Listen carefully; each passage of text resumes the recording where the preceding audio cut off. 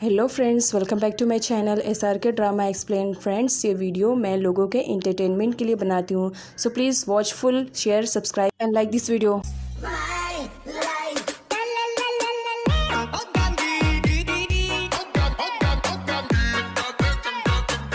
Part की starting वहीं से होती है जहाँ पर प्रीवियस पार्ट फिनिश हुआ था। छाया रोज़ाना को बताती है कि उसके डैड की कंडीशन बहुत ही ज़्यादा ख़राब है और इस वक्त वो हॉस्पिटलाइज्ड है। रोज़ाना की आंखों में आंसू आ जाते हैं जब वो अपने डैड के बारे में सुनती है। रोज़ाना रोते हुए पाथ से रिक्वेस्ट करने लगती है, please if you don't mind, अगर तुम्हें बुरा न लगे तो क्या मैं एक दिन के लिए अपने डैड से मिलने के लिए जा सकती हूँ, अगर तुम्हारी परमिशन होगी तो। जिस पर पाथ कहता है, तुम्हें मुझसे परमिशन लेने की ज़रूरत नहीं है, फिक्र मत करो, मैं खुद तुम्हें तुम्हारे डैड के पास लेकर जाऊँगा। इसी वजह से अब ये रोना धोना बंद करो और मॉर्निंग का बस वेट करो। जैसी मॉर्निंग होगी मैं तुम्हारे डैड के पास छोड़ कर आऊँगा। रोज़ाना अब पाथ के साथ जितना टाइम स्पेंड करने लगी थी वो पाथ को उतनी ही अच्छी तरीके से समझने लगी थी कि पाथ दिल का बुरा नहीं है, बस हालात ने उसे बुरा बना दिया। इधर उरात मॉर्निंग में जब फ्रेश होती है वो पाथ लेकर आती है, मिरर में अपने आप को देखती है तो नाइट वाला सीन उसे याद आता है कि किस तरह विराट ने उसके साथ ज़बरदस्ती की।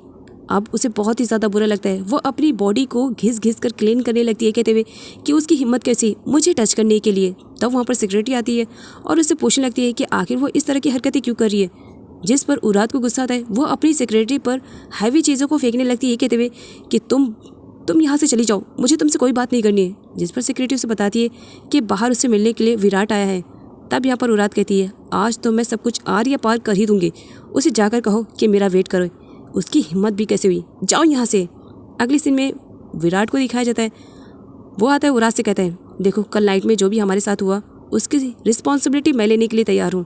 जिस पर उरात कहती है, रिस्पॉन्सिबिलिटी? तुम्हारी औकात क्या है, क्या औकात है तुम्हारी, तुम मेरी रिस्पॉन्सिबिलिटी लोगे? और ये कहते हुए वो उसे तो कई थप्पड़ भी जड़ देती है कि कल रात उसने उसके साथ जो कुछ भी किया गलत किया। खैर यहाँ पर विराट को दिखाया जाता है जो उरात को कह रहा होता है कि वो उसे बहुत ज़्यादा प्यार करता है और वो उसे हासिल करने के लिए कुछ भी कर सकता है। उरात विराट को वार्न करती है, अगर नेक्स्ट टाइम तुम मेरे नज़रों के सामने भी आए ना तो याद रखना, तुम्हें मारने में मैं 1 मिनट का भी टाइम वेस्ट नहीं करूँगी। और साथ ही विराट की औकात दिखा करके वहाँ से चली जाती है। विराट गुस्से में वहाँ से जाने लगता है। तब सैंग उसका रास्ता रोकते हुए उससे पूछता है कि वो यहाँ पर क्यों आया है। जिस पर विराट कहता है कि वो यहाँ पर उसकी बेटी उरात से मिलने के लिए आया था। सैंग उसे रियलाइज़ करवाता है कि वो सैंग की बेटी है, इसी वजह से बिना वजह वो उसके घर पर उसकी बेटी से मिलने के लिए नहीं आ सकता है। और ये बात वो जितनी अच्छे से जान ले बेटर रहेगा उसके लिए। विराट तो और भी ज़्यादा गुस्से में आ जाता है और वो वहाँ से जाने लगता है। तभी वहाँ पर वीर को दिखाया जाता है जो उन लोगों पर नज़र रखे हुए था। अगले सीन में पाथ रोज़ाना को बैंकॉक लेकर आया हुआ था उसके डैड से उसे मिलाने के लिए। वो बाहर वेट कर रहा था और रोज़ाना को अंदर उसके डैड से मिलने के लिए कह देता है। रोज़ाना अपने डैड के पास आती है। डैड उस वक्त सो रहे थे, लेकिन रोज़ाना की आवाज़ें सुन करके सडनली वो उठ कर बैठ जाते हैं और बहुत ही ज़्यादा खुश हो जाते हैं कि उनकी बेटी उनसे मिलने के लिए आई है।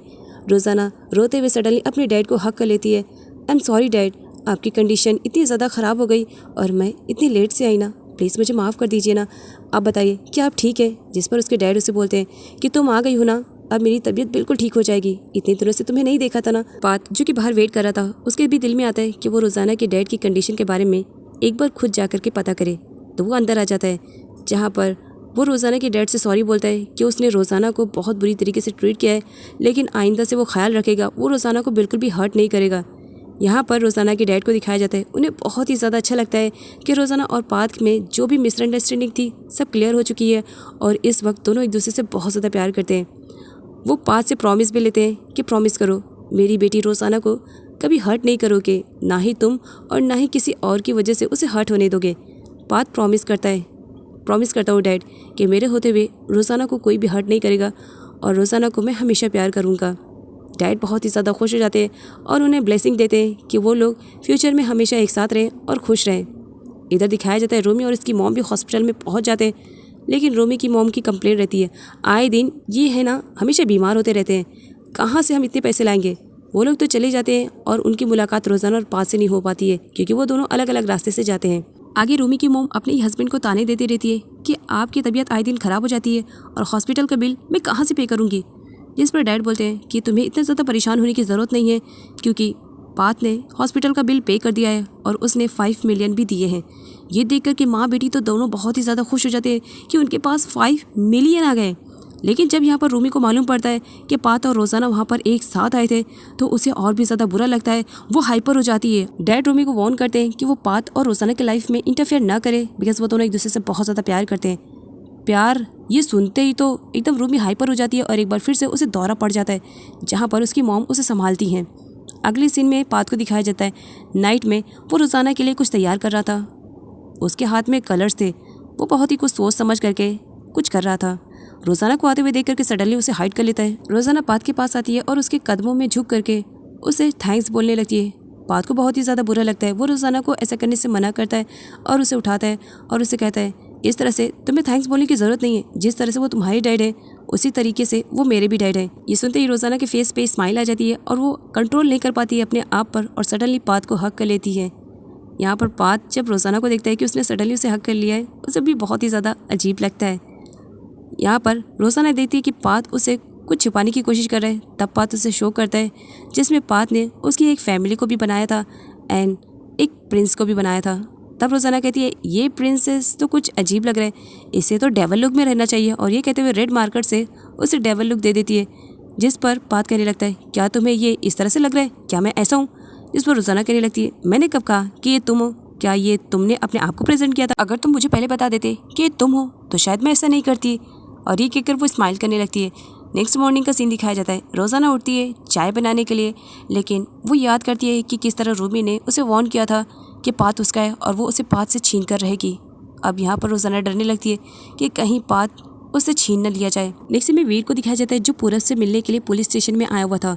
वो पूरब को इन्फॉर्म करता है कि सैंग इन दिनों में ज़रूर कुछ न कुछ बड़ा इलीगल काम करने वाला है।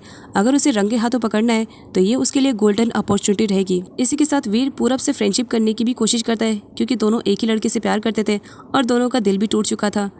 तब यहाँ पर वीर पूरब को सपोर्ट करना चाह रहा था, लेकिन पूरब तो उसे भाव देने के लिए तैयार ही नहीं था। वो उसे वहाँ से जाने के लिए कह देता है, जिसकी वजह से वीर को ना चाहते भी वहाँ से जाना पड़ता है।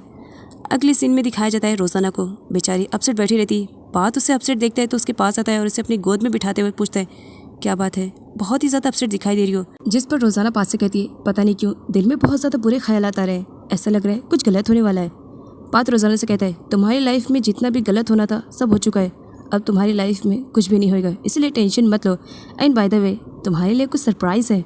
रोज़ाना पूछने लगती है मेरे लिए सरप्राइज़ क्या है, बताओ अभी तो। जिस पर पात कहता है सरप्राइज़ बताया नहीं जाता, दिखाया जाता है। और ये कहते हुए वो उसके डैड के पास ले जाता है और सरप्राइज़ उसके डैड रहते हैं।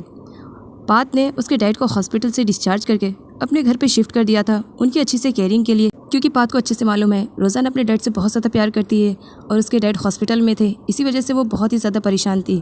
तो इसी वजह से पात ने ये सब किया एंड उसने नर्स को भी अपॉइंट कर लिया था ताकि वो रोज़ाना के डैड की अच्छी से केयरिंग कर सके। रोज़ाना के फेस से ही दिख रहा था कि पात का दिया हुआ सरप्राइज़ गिफ्ट उसे बहुत ही ज़्यादा अच्छा लगा। वो स्माइल करी होती है। पात उसे बताता है कि डैड हमारे साथ तब तक रहेंगे जब तक कि वो अच्छे से रिकवर नहीं हो जाते। वो जब रिकवर हो जाएंगे, जब उनका दिल बोलेगा तब वो यहाँ से जा सकते हैं और तुम उनकी अच्छी से केयरिंग करो। तब रोज़ाना अपने डैड को रूम दिखाती है। अगले सीन में रोज़ाना को दिखाया जाता है जो पात को फॉलो करते हुए फील्ड तक पहुँच जाती है। पात उसे पूछता है क्या बात है, तुम मुझे फॉलो कर रही हो? जिस पर रोज़ाना कहती है एक्चुअली तुमने मुझे इतना अच्छा सरप्राइज़ गिफ्ट दिया तो मुझे लग रहा है कि मुझे भी तुम्हारे लिए कुछ करना चाहिए। और ये कहते हुए वो पात को ज़बरदस्ती उस ग्रेव तक लेकर जाती है जो कि पात की वाइफ की रहती है। अब यहाँ पर रोज़ाना पात को समझाने लगती है पास्ट में हुई गलतियों के लिए तुम अपनी वाइफ को अब तक माफ़ नहीं कर रहे हो, क्या ऐसा करना ठीक रहेगा? उसकी आत्मा को हो सकता है कभी शांति न मिले, ऐसा नहीं करना चाहिए। मेरा ख्याल है तुम्हें पास्ट की गलतियों को भुला करके अपनी वाइफ को माफ़ कर देना चाहिए, इससे तुम्हारा बड़प्पन दिखेगा। तब यहाँ पर रोज़ाना की बातें पात को समझ में आती है और वो डिसाइड करता है कि वो अपनी वाइफ की पास्ट में होने वाली गलतियों की माफ़ी उसे ज़रूर देगा। और फर्स्ट टाइम वो अपनी वाइफ के ग्रेव पर फ्लावर्स रखता है और साथ ही ये भी बताता है कि उसने उसके पास्ट में होने वाली गलतियों को माफ़ कर दिया है। रोमी की मॉम और रोमी दोनों एक बार फिर से पात के विलेज वापस आ चुकी हैं और यहाँ पर वो अपने हस्बैंड से कंप्लेंट कर रही होती है कि आपने हमें बताना भी ज़रूरी नहीं समझा कि पात आपको यहाँ पर लेकर आने वाला है, सोचा हम भी चले आए यहाँ पर। अगले दिन में पात रोज़ाना को ज़बरदस्ती एक ऐसी प्लेस पर लेकर आता है जहाँ का नज़ारा देख करके रोज़ाना खुश हो जाती है। पात उसे बताता है मैं जब भी टेंस में रहता हूँ या डिप्रेशन में रहता हूँ तो अक्सर मैं यहाँ पर आता हूँ, यहाँ से पानी की गिरने की आवाज़ सुन करके माइंड रिलैक्स फील करता है। रोज़ाना को भी काफ़ी अच्छा लगता है। पात रोज़ाना को पानी में चलने के लिए कहता है। रोज़ाना डर रही होती है। पात उसे कहता है कि डरने की कोई ज़रूरत नहीं है, जब तक मैं हूँ तुम्हारे साथ तुम्हें डरना तो बिल्कुल भी नहीं चाहिए। तब रोज़ाना पात की वजह से पानी में आती है, वो गिरने वाली रहती है लेकिन पात उसे संभालता है। आगे दोनों को दिखाया जाता है दोनों पानी का खूब इंजॉयमेंट ले रहे होते हैं और दोनों एक दूसरे के साथ काफ़ी मस्ती करते हैं और पानी में पैर फिसलने की वजह से पात पानी में गिर जाता है। उसके हाथ पे चोट लग जाती है। वो अपने हाथ की चोट को देखता है जहाँ पर रोज़ाना उसकी केयरिंग करती है और सॉरी भी बोलती है कि ये मेरी मिस्टेक की वजह से हो गया ना, बिकॉज़ मैंने तुम्हारे ऊपर पानी को उड़ाया था। जिस पर पात कहता है ऐसा कोई बात नहीं, बस मैं थोड़ा सा फिसल गया था और बाकी इतनी मुझे चोट नहीं लगी है जितना तुम मेरी केयरिंग कर रही हो। वैसे एक बात बताऊँ, पहले तो ऐसा कुछ भी नहीं था, लेकिन अब जब तुम मेरी केयरिंग करती हो, सच बताऊँ बहुत ही ज़्यादा अच्छा लगता है। और ये कहते हुए वो रोज़ाना की आंखों में खो सा जाता है और उन दोनों के बीच में किस सीन को भी दिखाया जाता है। रूमी काफ़ी टाइम से पात का इंतज़ार कर रही थी। पात और रोज़ाना को एक साथ आते हुए देख करके और स्माइल करते हुए उसे बहुत ही ज़्यादा बुरा लगता है।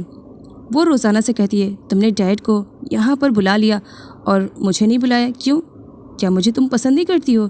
जिस पर रोज़ाना कहती है, नहीं ऐसी कोई बात नहीं है, एक्चुअली डैड को यहाँ पर मैंने नहीं बुलाया। जिस पर पात कहता है, हाँ रोज़ाना को इसके बारे में तो कुछ आइडिया भी नहीं, एक्चुअली डैड को डिस्चार्ज करके मैं यहाँ पर लेकर आया हूँ। रूमी जाती है, पात को पकड़ लेती है और उससे कहती है, क्या कुछ टाइम के लिए मैं यहाँ पर रह सकती हूँ? जिस पर पात रूमी से कहता है, एक्चुअली तुम्हें जा करके रोज़ाना से पूछना चाहिए, बिकॉज़ रोज़ाना मेरी वाइफ है और इस घर को वही हैंडल करती है, तो जाकर उससे पूछ लो। रूमी को तो बुरा तो लगता है, बट फिर भी वो रोज़ाना से पूछती है। जिस पर रोज़ाना कहती है, भला मैं तुम्हें यहाँ से जाने के लिए क्यों कहूँगी? जब तक तुम्हारा दिल बोले तब तक तुम यहाँ रह सकती हो। लेकिन रोज़ाना को आइडिया नहीं है कि रूमी उससे क्या छीनने वाली है।